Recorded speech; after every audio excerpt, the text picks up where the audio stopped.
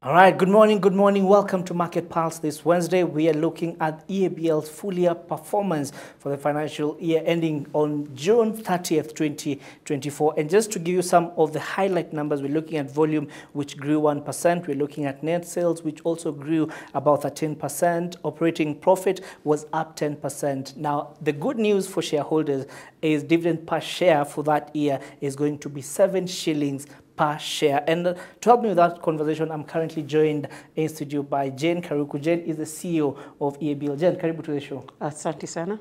All right, so we've gone through those numbers, but of course, of concern from what we have seen, just looking at some of those figures, is the fact that profit after tax is down about 12%. What happened? So profit after tax is down 12%, you're right. But this is driven primarily by finance costs. And finance costs are interest costs of debt that we are paying, as well as forex exchange losses. Because within the year, interest rates have been very high, especially in Kenya and in Tanzania. And then also the forex challenges in Kenya, particularly in half one, have contributed to the decline. We've seen improvements in half two, and we are hoping that can hold. All right, and just looking at the consumption and the consumer behavior over the last 1 year, what would you say has changed? I think we see a lot of dynamism within the consumer. People are changing what they are consuming, where they are consuming, and how they are consuming. And therefore, the challenge for us as a business has been, what are those brands that we promote and put forward to consumer and ensure that they are available where you're having the drink or where you're enjoying your evening with your friends, and also how you want it. Is it in cocktail? Is it straight up? Or however you want to consume. All right, so previously what we have seen is a mixed bag of both the performance of beers and the performance of spirit, and that has fluctuated. So just looking at 2024, for instance, and particularly in as far as revenue goes, would you say beer has been the cash cow or has it been spirits? I think, the consumer, you can't define the consumer whether they're spirits or they're beer. I think in our industry, we refer to it as total beverage alcohol, because a consumer can morph within one evening or even within 1 week. But what we've also seen in the past is spirits growing faster and beer growing as well. So this has been the same this year.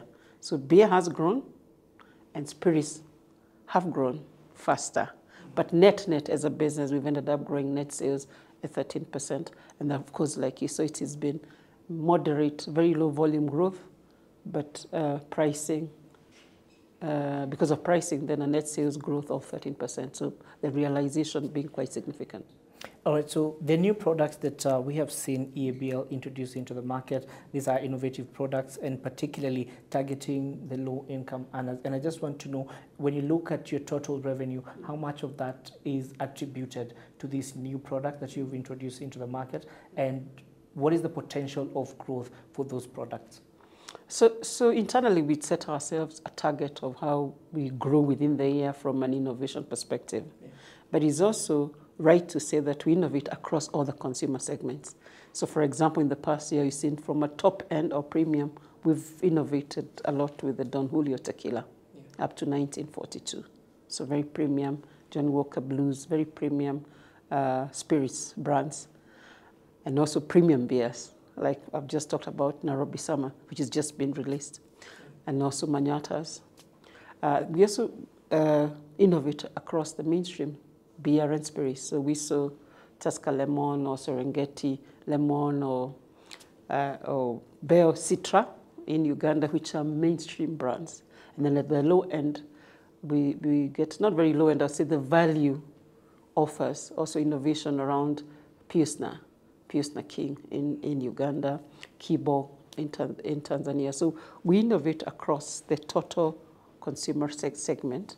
And from a contribution perspective, we always say we want in the next few years, we want about 20% contribution of innovation to the base business. Yeah, that would be the long-term strategic ambition. All right, so I know there are things that when they grow, we celebrate, but one of the things that when it grows, there's no company that celebrates, and this is operating expenses. Yes. And I just want to know, we've seen this grow by about 18%. So what has been the pain point for the business? Yeah, I think if I split operating expenses from a staff indirect costs, we've been very, very good in terms of controlling that. I think the other operating expenses that to be the biggest, for example, like logistical costs, where cost of fuel has been big across East Africa, and therefore that has been driving our costs. But I would say, in general, other than variable costs for cost input, the total cost lines have been well managed within the business, very well managed. I talked about productivity, and you saw the result. I think Rispa talked about productivity. We've done quite well this year on making sure that we are a cost-efficient business. Yeah, and also just talking about cost efficiency, there's the question that what are some of the specific measures that you have put in place to ensure that you're becoming a more cost-efficient business? Oh, a lot. I think we've, first of all, looking at people costs, being very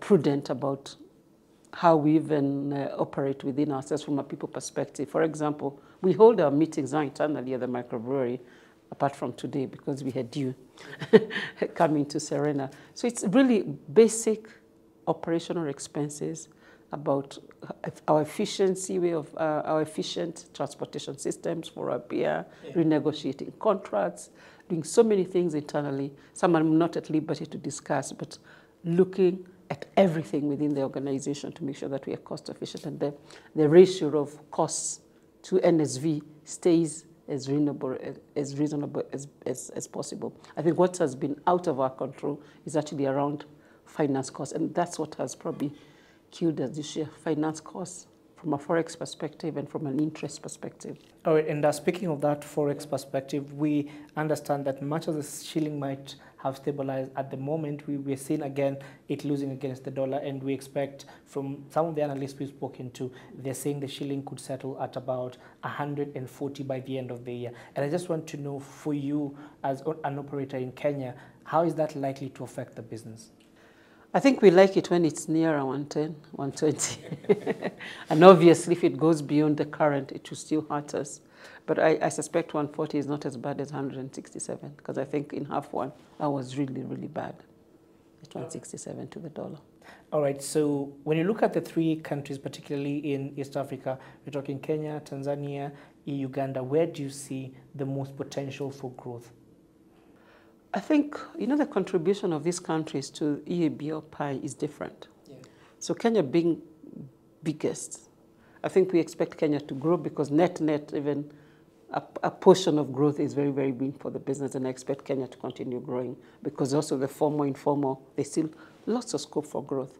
If I look at Uganda, it's the same as Kenya. I expect a lot of growth. There's a tough competitor out there, but I still expect them to keep growing a lot, growing through the growing portfolio, getting better at execution on distribution infrastructure.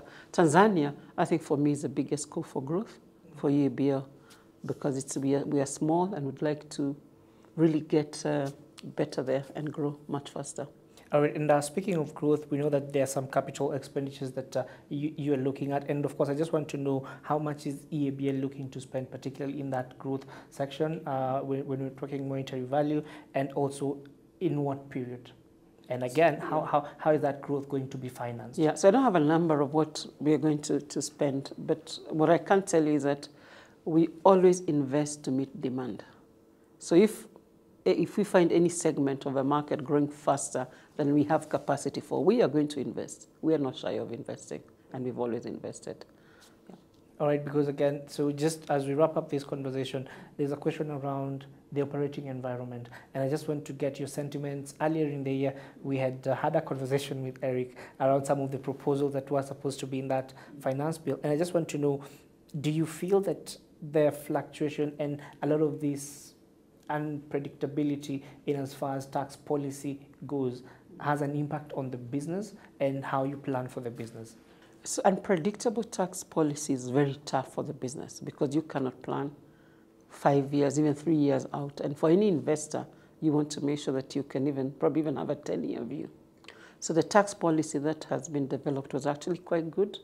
And I'm hoping that in the near future, we'll have conversations with government in terms of how does that then come to play. Because I think it's in everybody's interest in this country to make sure that we're having proper industrialization and more investment coming into the country. And more investors will not come unless we are predictable and the conditions of play are good. All right, so looking forward into the new year, and I just want to know, where do you see a lot of opportunities and where do you see risk and challenges or a bit of headwind coming your way? Yeah, so I think the consumer in Kenya and East Africa continues to be quite exciting. So I'm seeing the consumer opportunity, especially if we continue understanding the consumer like we have had in the past, we will continue growing. I think there is an opportunity for tax policies to be predictable. I think that will give us certainty of pricing and other business fundamentals so that we can keep growing.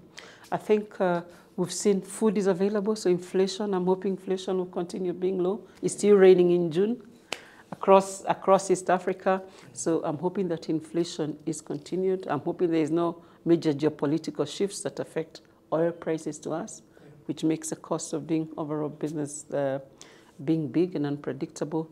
And then also I'm hoping that we'll be peaceful as a country and as a region so that we all can continue to grow industrialization, like I've said. Right. And therefore EABL will grow. All right, so any specific headwinds that you really wish do not happen or you're concerned about? I think one, I hope the currency will be stable. That would be a very big headwind should it go back to the first half